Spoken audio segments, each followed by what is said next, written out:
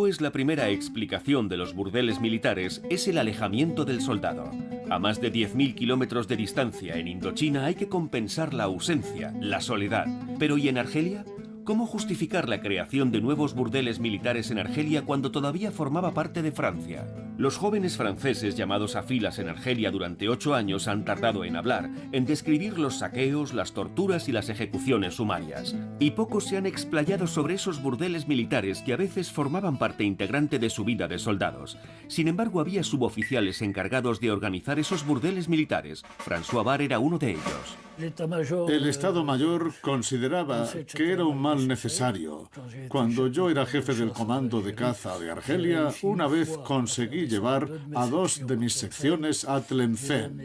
Los llevé a la plaza de Tlemcen y les dije, ahí enfrente tenéis 2 bares y entre los 2 bares hay un burdel. Son las 2 de la tarde. A las 5 salen los camiones. Lo que hagáis entre medias no es asunto mío.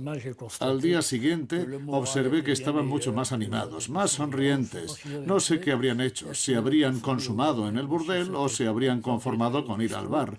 Pero sé que habían recuperado el ánimo y eso era bueno. Claude Gerard era enfermero militar en Argelia. Una de sus misiones consistía en hacer controles sanitarios 2 veces al mes a las prostitutas de los burdeles militares. Estaban realmente integradas en el regimiento. Tampoco diré que estaban al mismo nivel que el cuerpo de ingenieros militares ni nada de eso, pero sí que formaban parte del regimiento. El ejército y concretamente el Servicio de Operaciones Psicológicas instauró un reglamento muy preciso. Los burdeles militares de campaña formaban parte de esa categoría. El objetivo era remontar el ánimo de los soldados. En Argelia, las autoridades militares hicieron cálculos. Había que reclutar a una prostituta por cada 100 hombres, más o menos. Como estos prostíbulos estaban bajo el control directo del ejército, no se dejaba nada al azar. Todos y cada uno de los detalles de su organización y su funcionamiento, hasta los más sórdidos, habían sido minuciosamente previstos. Los burdeles militares de campaña, como el de Béchar, eran inmensos. Evidentemente se reservaba una parte del espacio de los cuarteles para los burdeles. Se sabe que las chicas estaban allí, dormían allí, vivían allí y hasta cocinaban allí, o sea que debía de ser duro. Había unas habitaciones donde recibían a los soldados, los oficiales y los suboficiales. Recuerdo que por dentro estaba totalmente cubierto de azulejos verdes. Había un bar y 2 o 3 habitaciones. Había 2 regimientos, el segundo regimiento de cazadores africanos, que era el mío, y el tercero de coraceros, que era el otro regimiento. Eso eran varios cientos de hombres. Y las chicas tenían mucho trabajo, unos 60 polvos diarios. Era como ir al matadero. Cuando les tocaba trabajar, hablando en plata, echaban un polvo cada 10 minutos. Y los días en que estaba abierto el burdel, lo hacían casi ininterrumpidamente todo el día. Era un gran edificio, una sala grande donde habían construido unas barracas con telas que no llegaban al suelo y sin techo. Estaban solo cerradas con unas cortinas. Debían de medir un poco más de 2 metros por 3. No había agua corriente. Tenían jarras y palanganas, una cama y una mesita. Todo muy escueto. Y el personal femenino eran mujeres de una cierta edad. Quizá estuvieran bien para los tiradores senegaleses, pero nada más verlas, mi capitán dijo, esto no es lo suficientemente glamuroso para mis soldaditos. Hay un reglamento muy preciso en relación con las tarifas, por supuesto. Con el número de horas de trabajo al día o con la rotación entre soldados, oficiales y suboficiales, porque nunca frecuentaban juntos a las mujeres. Los soldados rasos tenían el primer nicho horario. Los suboficiales tenían el siguiente, después de medianoche. Y si los oficiales honraban a Madame Sobeida con su presencia, eran recibidos el resto de la noche. Después de varias semanas pateando el desierto, siempre se agradece una semanita en Argel. Esta realidad dista de lo que el ejército accede a enseñar cuando habla del ocio de sus hombres en Argelia. Los soldados salen impecables. Las escapadas entre camaradas se desarrollan en un ambiente de lo más cordial. En el bar beben leche y hasta se ruborizan un poco delante de las chicas. Evidentemente no se podía mostrar a los soldados haciendo cola en el burdel militar, y las autoridades prefieren ignorar los informes que aseguran que el ejército es el principal lugar en el que se consolida el hábito y la necesidad de la prostitución.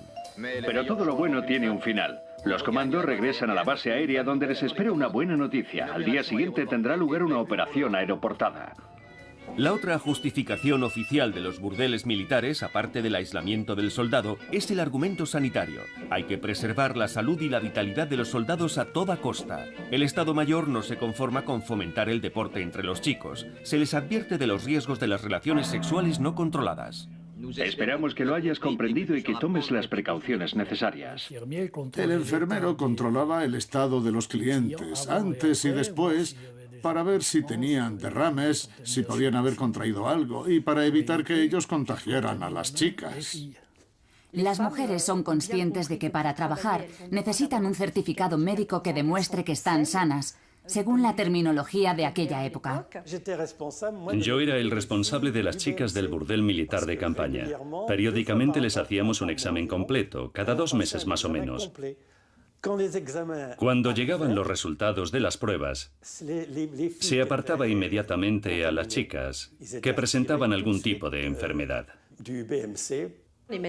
Las prostitutas detestan a los médicos, ya que alegan que en muchos casos son proxenetas encubiertos y que viven tan ricamente a costa del dinero que sacan de estos exámenes médicos.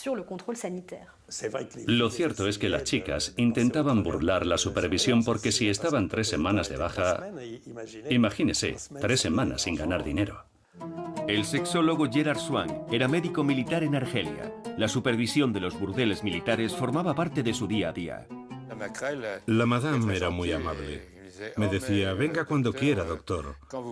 Le acogeremos como se merece y podrá usted escoger a la que quiera. Me proponían cosas como, venga, puedes echar un polvo gratis y me dejas en paz. Me tentaban para evitar los exámenes médicos.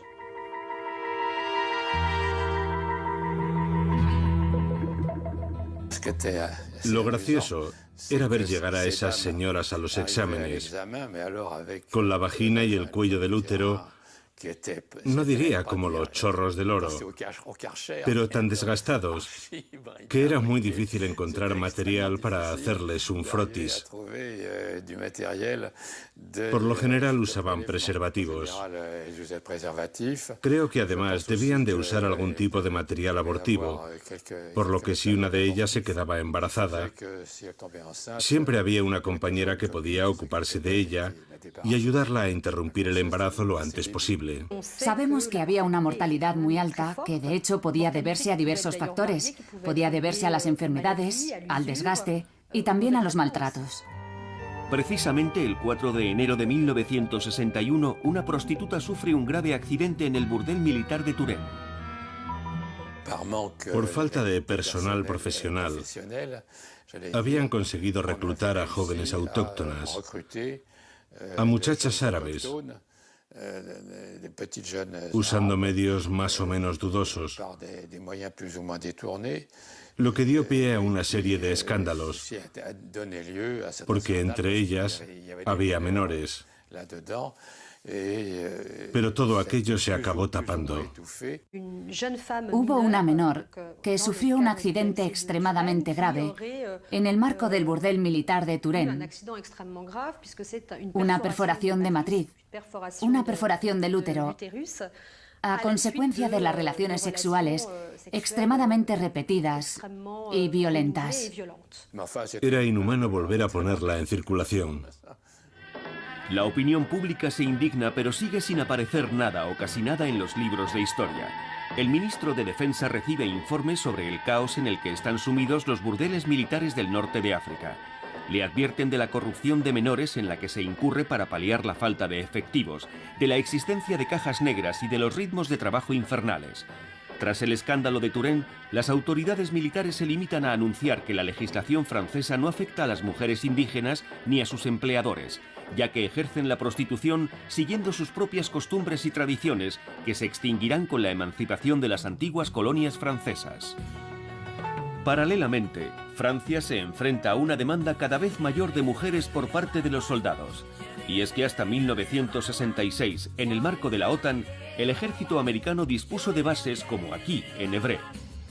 Este hecho modificó considerablemente la atmósfera de la apacible prefectura del departamento de Eure.